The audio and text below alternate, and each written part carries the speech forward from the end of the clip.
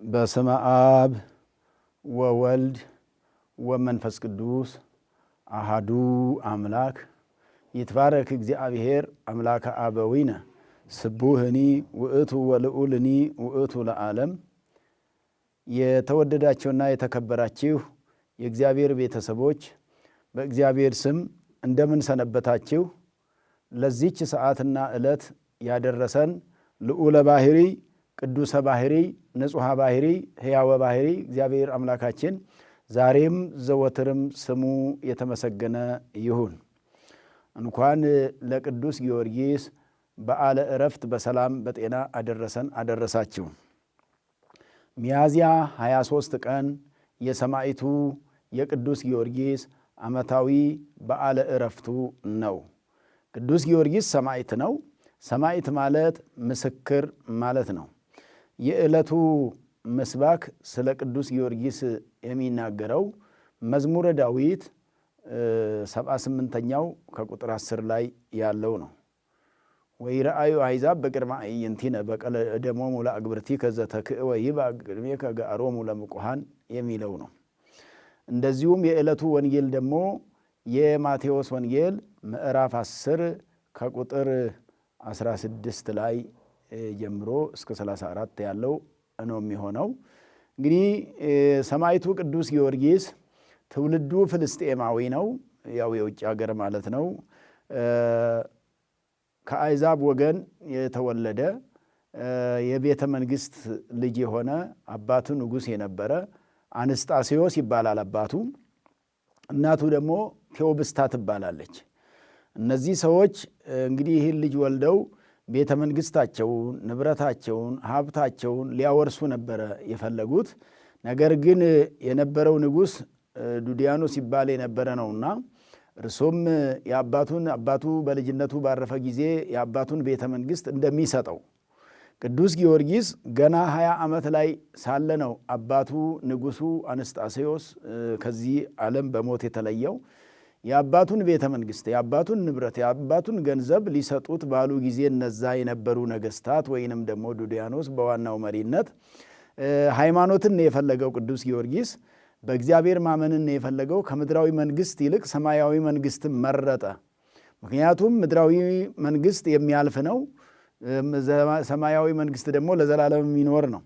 ከጊዜያዊ ክብር ይልቅ ዘላለማዊ ክብርን በመምረጡ ለመከራም እንደተዘጋጀ እግዚአብሔርም እንደጠራው እግዚአብሔርንም እንደመረጠው ታወቀና ቅዱስ ጊዮርጊስ ከምድራዊ ንግስና ይልቅ ለኢየሱስ ክርስቶስ መንግሥት መቅናትን መረጠ ማለት ነው። እንግዲህ ባለፈው ጊዜ እንደተማርን ብዙ ተጋድሎ የተቀበለ ሰማዕት ነው። 7 ዓመት ሙሉ በተጋድሎ ነው የኖረው።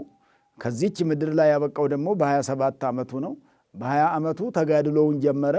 ብዙ ውጣ ውረድ ገጠመው። 3 ጊዜ ሞቶ የተነሳ ነው። በ4ኛው ነው የመጨረሻውን አክሊል ከሰማይ የተቀዳጀው። 7 ዓመት ሙሉ የተጋደለበትን አክሊል እግዚአብሔር ከሰማይ ያቀዳጀው በ7ኛው ዓመት ነው። እንግዲህ ቅዱስ ጊዮርጊስ በምድር ላይ መከራ ሲቀበል በመበለቲቱ ቤትም አስገብተው አስረው እንደነበረ ይታወቃል። ህዳር 7 ቀን አክብረ ነው የነበረው። ህዳር 7 ቀን በዚያ እንደተከበረው በዚያ በመበለቲቱ ቤት በደረቅ ምሰሶ በደረቅ እንጨት ላይ ታስሮ በነበረ ጊዜ የእሷን ልጇንም አስነስሎላታል። የመናገርና የመስማት ችግር የነበረበት ልጇንም ፈውሶላታል። እንደገና ደግሞ ከቤቷ ያለውንም ምሰሶ አለምልሞ ቅጠል አውጥቷል። ሰናየ ገድለ ተጋደል ከአምደ ቤቴ ዘአቁጸል ከሰላም ለከ ጊዮርጊስ ቅዱስ ያሬድ እንደሚለው የቤቷን የዛችን ሴትዮ ቤት እንጨት ወይንም ምሰሶ እንዳለመለመ ደረቁን ያለመለመ ነው። እግዚአብሔር አብሮት ስለሆነ ይህንን ያደረገ ሰማዕት ነው። ከዚህም የተነሳ እሷ እንዳውም አምላኮሙ ለክርስቲያን ተመስሎ ሰብአ መጽሐቤ የክርስቲያኖች አምላክ አለች። የክርስቲያኖች እሷ ክርስቲያን ስላልሆነች የክርስቲያኖች አምላክ ተመስሎ ሰብአ ሰው መስሎ መጣ። ሰውን አክሎ ወደ እኔ ቤት መጣ። እኔ ሰው መሰለኝ የመጣው ለካስ አምላክ ነው፣ የክርስቲያኖች አምላክ ነው የመጣው ብላ ቅዱስ ጊዮርጊስን እንደ አምላክ ቆጥራው ነበረ።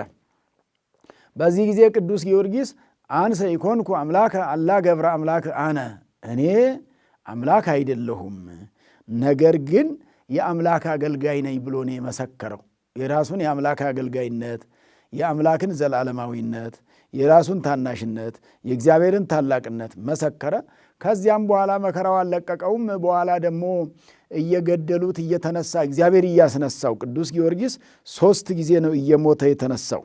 እየሞተ እየተነሳ በዚህ መልክ ሲቸገሩ ገዳዮቹ እናጠፋዋለን ሲሉ እዚህ የማቴዎስ ወንጌል ላይ ቅድም ያነሳነው ላይ ማቴዎስ 10 ከቁጥር 16 ጀምሮ ስታነቡት ሰፊውን ነገር ታገኛላችሁና ምእመናን ምንድን ነው የሚለው? ይትፍርህዎሙ ለእለ ይቀትሉ ሥጋክሙ፣ ሥጋችሁን የሚገሉትን አትፍሯቸው። ወባሕቱ ፍርህወሰ ለዘይክል እምድኅረ ቀተለ ነፍሰ ወሥጋ ህቡረ አይጉሎ በውስተ ገሃነም። ከገደለ በኋላ ነፍስና ሥጋን ካለያየ በኋላ ነፍስንም ሥጋንም ሁለቱን አንድ አድርጎ ወደ ገሃነም መጣል የሚችለውን ወደ ገሃነም መክተት የሚችለውን እሱን ፍሩት። ምናልባት እዚህ ምድር ላይ ያሉት ሥጋን ነው የሚገሉት፣ ነፍስን አያገኙም። ሥጋም ቢሆን በትንሣኤ ዘጉባኤ የሚነሳ ነው። ሰው እንደ ሞተ አይቀርም። ሰው ትንሣኤ አለው። መልካም የሰሩ የክብር ትንሣኤ፣ ክፉ የሰሩ ክፉ ትንሣኤ፣ የውርደት ትንሣኤ ይነሳሉ እንጂ መነሳቱ የማይቀር ነውና፣ ስለዚህ ሥጋን የሚገሉትን አትፍሯቸው፣ ነፍሳችሁን የሚገሉትን ነው ነፍሳችሁን አያገኟትምና የሥጋ ገዳዮች አሁን ቅዱስ ጊዮርጊስን እየገደሉ እግዚአብሔር እያስነሳው በዚህ ምክንያት ሲቸገሩ ምን አድርገዋል? በእሳት አቃጥለን በወፍጮ ፈጭተን ለነፋስ መበተን አለብን ብለው ፈጭተው ለነፋስ በትነውታል። ጥር 18 ቀን በባለፈው አክብረ ነው የነበረው የቅዱስ ጊዮርጊስን በዓል ማለት ነው። ያን ጊዜ ዝርወተ አጽሙ ነው የሚባለው። የጥር 7 ማነው ህዳር 7 ቀን የመበለቲቱን ምሰሶ ያለመለመበት፣ ጥር 18 ቀን ደግሞ ፈጭተው ለነፋስ በትነው እንግዲህ ከዚህ በኋላ እንገላገላለን ብለው ነበረ። አልተገላገሉትም። ክፉዎች መቼም መልካሞችን ለመገላገል የማያደርጉት ነገር የለም። ብዙ ጥረት ያደርጋሉ፣ ክፉ ነገር ይሰራሉ፣ መጥፎ ስራ ይሰራሉ። እና ይሄን ሁሉ መጥፎ ስራ ሲሰሩ ምን ተደርገዋል? የቅዱስ ጊዮርጊስ አጥንቶቹ ደቀው የተበተኑና በየዛፎቹ ላይ ያረፉት ቅጠሎቹ ሰላም ለከ ቅዱስ ጊዮርጊስ ቅዱሱ ለእግዚአብሔር፣ ሰላም ለከ ጊዮርጊስ ቅዱሱ ለእግዚአብሔር። እግዚአብሔር ከዓለም የለየ ከአምልኮተ ጣዖት ለይቶ አምልኮተ እግዚአብሔርን የገለጠልህ ከገቢረ ኃጢአት ወደ ገቢረ ጽድቅ የመለሰ ኃጢአት ከመስራት ጽድቅ እንድትሰራ ያደረገ ወደ ሲኦል ከመውረድ ወደ ገነት እንድትገባ ያደረገ ወደ ገሃነመ እሳት ከመወሰድ ከመጣል ወደ መንግሥተ ሰማያት እንድትገባ ያደረገ እያሉ ቅጠሎቹ መሰከሩ፣ የእሱ አጥንቶች ስላረፉበት። እንግዲህ የቅዱሳን አጽማቸውን ድንቅ ይሰራል። ምክንያቱም ለእግዚአብሔር ብለው ራሳቸውን የተዉ ናቸውና ራስን ትቶ እግዚአብሔር መሆን፣ ዓለምን ትቶ የሥጋ ፍላጎትን የሥጋ ምኞትን መክበርን፣ ባለገንዘብ መሆንን፣ የመንግሥት ሰው መሆንን፣ የሥልጣን ሰው መሆንን ትቶ ለእግዚአብሔር መኖር መጨረሻ የሚያሰጠው ዋጋ እንዲህ ነውና እግዚአብሔር ድንቅ ሥራውን ለቅዱስ ጊዮርጊስ በምድር ላይም ገልጦለታል። ስለዚህ ቅዱስ ጊዮርጊስ ይህን ሁሉ ተጋድሎ ሲጋደል ኑሮ 7 ዓመት በመከራ በውጣ ውረድ ሲኖር በመጨረሻም በሞተ ጊዜ ቅዱስ ጊዮርጊስ ሶበ ተከለለ ይላል። የዕለቱ ዚቅ በወረቡም ያው እየተወረበ እግዚአብሔር የሚመሰገንበት ነውና ቅዱስ ጊዮርጊስ ሶበ ተከለለ፣ ቅዱስ ጊዮርጊስ በተሰየፈ ጊዜ ይላል።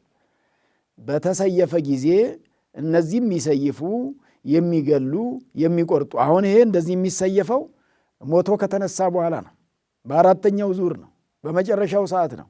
አጥንቶቹ እንደገና ከደቀቁ ከበነኑ በኋላ መልሶ ሰው ሆናሉ። ቅዱስ ጊዮርጊስ መልሶ እንደገና ቆሞ ይሄዳል። እንግዲህ የእግዚአብሔር ሰዎች እንዲህ ናቸው። እግዚአብሔር መጀመሪያም አጥንቶቹን የፈጠራቸው እሱ ነው። ነፍስና ሥጋ አዋሂዶ ሰው ያደረገ እሱ ነው። 4ቱን ባሕርያተ ሥጋ አስማምቶ 5ኛ ባሕርየ ነፍስ ሰጥቶ ሰው ያደረገ እሱ ነውና ከወደቀበት ከሞተበት እንደገና አስነስቶ ቅዱስ ጊዮርጊስን እግዚአብሔር አምላክ ሰው አድርጎት እንደገና እንዲያስተምር ስለሱ እንዲመሰክር በሰማዕትነት በመጨረሻው እንዲያርፍም ያደረገ እሱ ስለነበረ ደም ወማይ ወሐሊብ እምነ ክሳዱ ፈልፈለ ይላል። ቅዱስ ጊዮርጊስ በመጨረሻው ሰዓት አንገቱ በተቆረጠ ጊዜ ከአንገቱ የፈሰሰው ደም ወማይ ደምና ውሃ ነበር። ውሃና ደም ወይንም ደምና ውሃ ነበር። ደም ለብቻው እየወረደ ውሃ ደግሞ ለብቻው እየወረደ እንደዚህ ሳይቀላቀል በአንድ በኩል ደም ይወርዳል፣ በአንድ በኩል ደግሞ ጥርት ያለ ውሃ ይወርድ ነበረ። እንዲሁም ደግሞ ይሄ ሲገርማቸው ወተትም ይፈስ ነበረ። ሐሊብ ማለት ወተት ማለት ነው። ቅዱስ ጊዮርጊስ በመጨረሻው ቀን በተሰየፈበት ዕለት ከአንገቱ ይፈስ የነበረው ደም ብቻ አልነበረም፣ ውሃ ፈሰሰ። የውሃው ሲደንቅ ወተት ፈሰሰ። ለዚህ ነው ከመሐሊብ ዘእጎልት ወከመ ወይን ዘገነት ይጥዕም ስምከ ጊዮርጊስ ሰማዕት ተብሎ የሚመሰገነው። እንደ ጊደር ወተት ያለ አለ። ወከመ ወይን ዘገነት በገነት እንዳለ ያለ ወይን አይነት እንደዚህ አይነት ይጥዕም ስምከ ቅዱስ ጊዮርጊስ ሆይ ወተት እንደሚጣፍጥ፣ ወተት እንደሚያስደስት፣ ወተት እንደሚያረካ ያንተም ስም ማር ጊዮርጊስ ተብለ ስትጠራ ስም ይጣፍጣል። ዛሬም የሱን ስም የሚጠሩ የሚማጸኑ መታሰቢያ የሚያረጉ አብያተ ክርስቲያናትን በሱ ስም የሚያንጹ መልካም ስራዎችን የሚያከናውኑ የሚተገብሩ ሁሉ የቅዱስ ጊዮርጊስ ስሙ የጣፈጣቸው ናቸው። ስሙ እየጣፈጠን ነው የምንመሰክረው። ስሙ እየጣፈጠ ነው ማይሌቱ የሚቆመው። ስሙ እየጣፈጠ ነው ወንጌሉ የሚነገረው። ስሙ እየጣፈጠ ነው በዓለ ቅዱስ ጊዮርጊስ የቅዱስ ጊዮርጊስ የክብር በዓል ክብር ያገኘበት ዓለምን ድል ያደረገበት ጌታችን መድኃኒታችን ኢየሱስ ክርስቶስ ወንጌሉን ሲያስተምር በዮሐንስ ወንጌል ምዕራፍ 16 ቁጥር 37 ላይ ወይንም መጨረሻ ቁጥር ላይ ስታነቡት ጽኑ እስመ አነ ሞኢክዎ ለዓለም፣ እኔ ሰይጣንን ድል ነስቼዋለሁ፣ የዓለምን ፍላጎት ድል ነስቼዋለሁና እናንተም የዓለምን ፍላጎት ድል ነሱ አለ ጌታ ኢየሱስ ክርስቶስ ለሐዋርያት ሲያስተምራቸው። እናንተን የሚገላቸው አለ እዚህ ምዕራፍ 16 ቁጥር መጀመሪያው ላይ ጀምራችሁ ስታነቡት ወኩሉ ዘይቀትለክሙ ይመስሎ ከመ ዘበሰማይ ያበው ለእግዚአብሔር፣ እናንተን የሚገላቸው አለ። ይኸው ቅዱስ ጊዮርጊስን ሲገሉ እኮ ሰዎቹ አሁን እውነት ለእግዚአብሔር መልካም ነገር ያደረጉ የሚመስላቸውም አሉ። ለቤተ ጣዖታቸው መልካም ነገር ያደረጉ የሚመስላቸው አሉ። አይሁዳውያንም ደግሞ እውነት ለኦሪት ቀናኢያን ሆነው ሐዋርያትን የገደሉ ሐዋርያትን በመግደላቸው እግዚአብሔር ጋር የታረቁ እግዚአብሔርን ያገለገሉ እግዚአብሔርን ያስደሰቱ ይመስላቸው ነበረ። ባለማወቅ ክፉ ሥራ በመስራት እግዚአብሔርን ያስደሰቱ የሚመስላቸው ከህሊናቸው የሚሸሹ ህሊናቸው እየጮህባቸው እየመሰከረባቸው ክፉ ሥራ ሰርታል እያለ እንዲህ የሚያደርጓሉና ኢየሱስ ክርስቶስ ዓለምን ድል ንሱ እንዳለው ቅዱስ ጊዮርጊስ ዓለምን ድል የነሳበት ነው። የሥጋ ፍላጎትን ድል የነሳበት ነው። ከመጠን በላይ መብላትና መጠጣትን ድል ያደረገበት፣ ሥጋዊ ክብርን ድል ያደረገበት፣ ሥጋዊ መጥፎ ምኞትን መጥፎ መሻትን ድል ያደረገበት ዕለት ነው። ሰማያዊ አክሊል ነው የተቀዳጀው። 7 አክሊላት ናቸው ከሰማይ የወረዱለት ለሰማዕቱ ለቅዱስ ጊዮርጊስ። ስለዚህ ይጥዕም ስምህ ከማለት ስምህ ይጣፍጣል ነው። የሚጣፍጠው ስም የሰማዕቱ የቅዱስ ጊዮርጊስ ነው። እንግዲህ ጌታ ኢየሱስ ክርስቶስ እናንተን እንደ ርግብ የዋዎች እንደ እባብ ልባሞች ሁኑ ብሎ በተናገረ ጊዜ እናንተን ወደ ሸንጎ ይወስዷቸዋል አለ።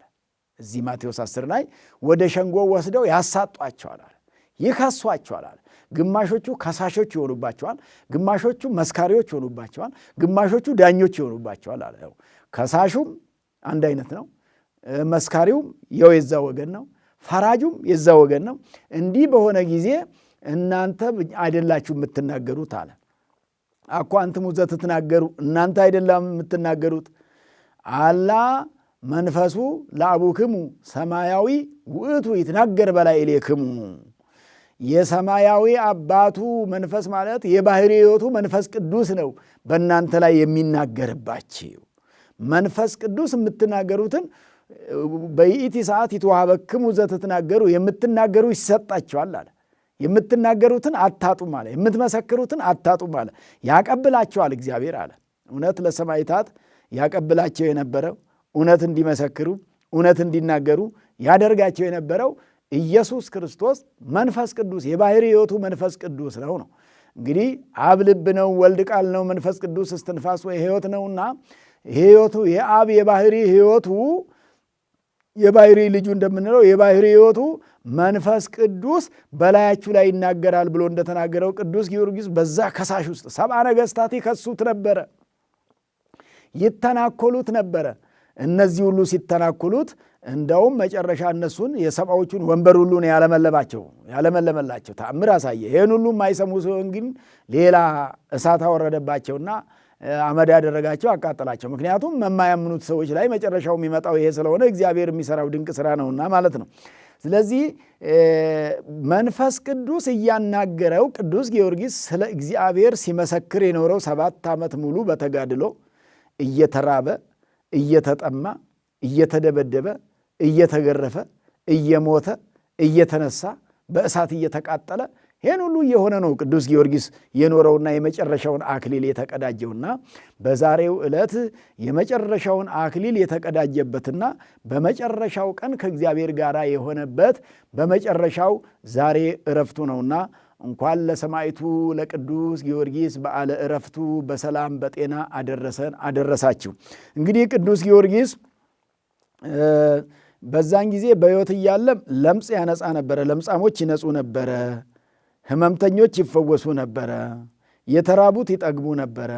ምክንያቱም አምላከ ቅዱስ ጊዮርጊስ ብሎ የተማጸኑት ሁሉ የለመኑትን ያገኙ ነበረ። ዛሬም ቢሆን አምላከ ቅዱስ ጊዮርጊስ እርዳኝ ብሎ የተማጸነ፣ አሁን እኮ ሰማዕታትን የምንለምናቸው ከፈጣሪያችሁ አስታርቁን ነው። እናንተ ለእግዚአብሔር ትቀርባላችሁ፣ ለሱ ብላችሁ ብዙ ተጋድሎ ተቀብላችኋል። ቅዱስ ጊዮርጊስ ሆይ ለእግዚአብሔር ብለህ ስለ እግዚአብሔር ልትመሰክር ብለህ ብዙ ተጋድሎ ተጋድላል። እግዚአብሔርም ቃል ገብቶልሃል። መታሰቢያህን ያደረገ እምርልሃለሁ ተብልሃልና እኔ መታሰቢያህን አድርግ ያለውና አስምረኝ ነው። ማረኝ ሳይሆን አስምረኝ ነው። እንዲምረኝ ከፈጣሪ አገናኘኝ ነው። ያ የተከሰከሰው አጥንት፣ ያ የፈሰሰው ደም፣ ያ የደረሰብህ ሁሉ መከራን የተቀበሉ ሰውነቶች በሙሉ ለእግዚአብሔር ብለው ለኦርቶዶክስ እምነት ብለው ለሃይማኖት ብለው ያን ሁሉ መከራ የተቀበሉ ሰውነቶችን እግዚአብሔር አስቧቸዋልና በዛ እግዚአብሔር እኛንም እንዲያስበን። እንዳንተኛ መጋደል አንችልም፣ መውጣት መውረድ አንችልም፣ መከራ መቀበል አንችልም። አምነን ብቻ መኖር ነው የምንችለው። ምግባርም ላይኖረን ይችላል፣ ጥንካሬው ላይኖረን ይችላል፣ ብርታቱ ላይኖረን ይችላል።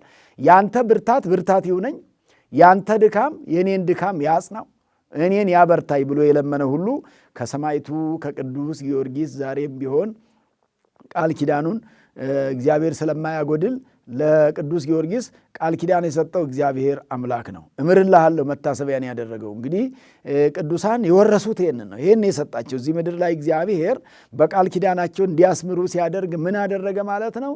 ሰው እንዲማጸንባቸውና ሌላውም ሰው እንዲጠነክር ነው። አሁን ሰማዕታትን እየጠቀስን ወንጌል የምንማረው የእነሱን ጽናት እኛም እንድንወስድ ነው፣ እንድንማርባቸው ነው፣ መጻሕፍት እንዲሆኑ ነው። ወንጌሉን በሕይወት የተረጎሙ ናቸው። ቅዱስ ጊዮርጊስ ይህንን አሁን ማቴዎስ ምዕራፍ 10 ብያውን የነገርኳቸው የዕለቱ ትምህርት ይሄ ቅዱስ ጊዮርጊስ በተግባር ወንጌሉን በተግባር ነው የተረጎመው ነው። አንዳንዴ ምናልባት ሌላው ሰው ወንጌሉን ቋንቋውን ከቋንቋ እየተረጎመ ሊሆን ይችላል፣ ማብራሪያ እየሰጠ ሊሆን ይችላል፣ እያመሰጠረ ሊሆን ይችላል። ቅዱስ ጊዮርጊስ ወንጌልን በሕይወቱ ነው ያመሰጠረው፣ በሕይወቱ ነው የመሰከረው። ወንጌልን ከቅዱስ ጊዮርጊስ በላይ ያመሰጠረ ሰማዕት አልነበረም። ለዚህ ነው ሊቀ ሰማዕታት የሚባለው። የሰማዕታት አለቃ ነው ማለት ስለ እግዚአብሔር ሲመሰክር ወንጌሉ ተገልጦለት ጥበቡ ታውቆት እንደ እባብ ልባም እንደ ርግብ የዋህ ቅን፣ ክርስትና የዋህ የሚያደርግ ነው፣ ብልህ የሚያደርግ ነው፣ አስተዋይ የሚያደርግ ነው፣ ጥበበኛ የሚያደርግ ነው። ጥበቡም ደግሞ መንፈሳዊ ጥበብ ነው የሚያስፈልገውና በመንፈሳዊነቱ ጥበብ ይህንን ዓለም በዚህ መልክ በዛሬ ዕለት የተላቀቀበት ዕለት በመሆኑ ይህንን በዓል ስናከብር ቅዱስ ጊዮርጊስ ለኦርቶዶክስ እምነት የከፈለውን ዋጋ ነው የምንረዳው። ኦርቶዶክስ ብዙ አባቶች ዋጋ የከፈሉበት ሃይማኖት ነው።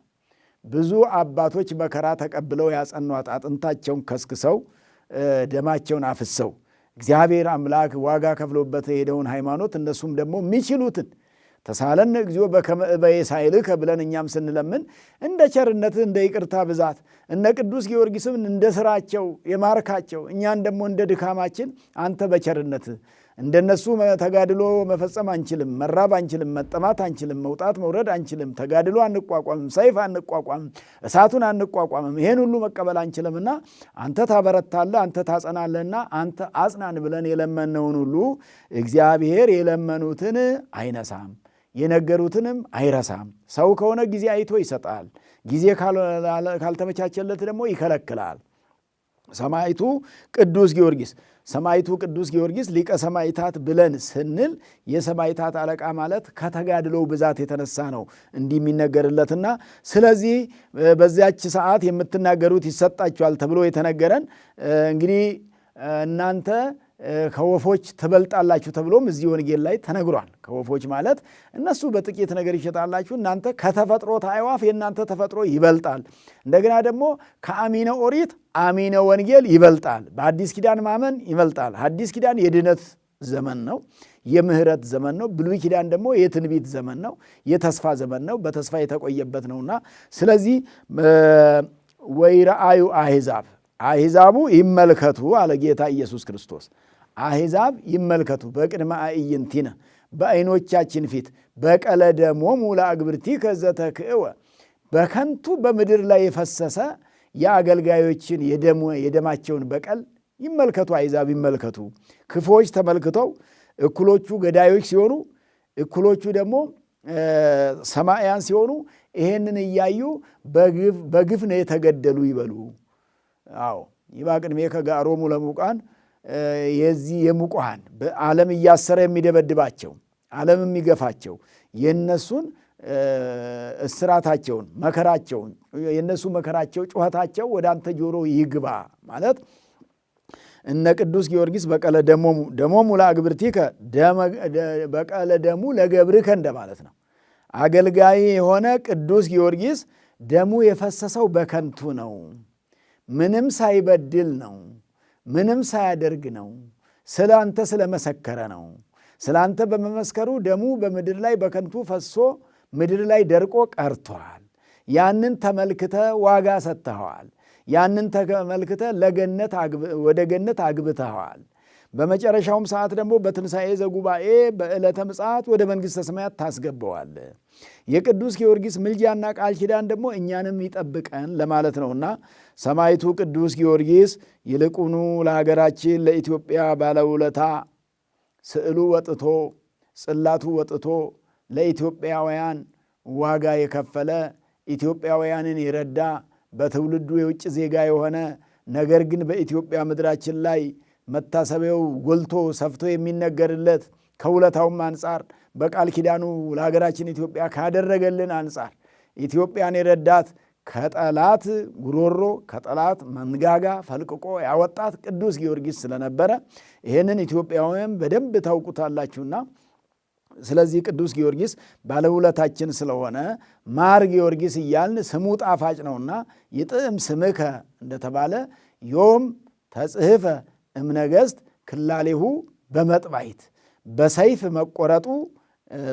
መቆረጡ ከነገሥት ተመዘገበ ተጻፈ። ክላሌሁ ማለት ከለለ ቆረጠ የሚል ነው። ያው የግሱ ትርጉም የሚሰጠው ይሄንን ነውና ጸለየ ቅዱስ ጊዮርጊስ አለ። ቅዱስ ጊዮርጊስ ጸለየ ወአውዓዮሙ በነበልባል እነዚህ ሰብአ ነገሥታትን ጸሎት አድርጎ እሳት ከሰማይ አውርዶ ተአምሩን ያሳየ ነው።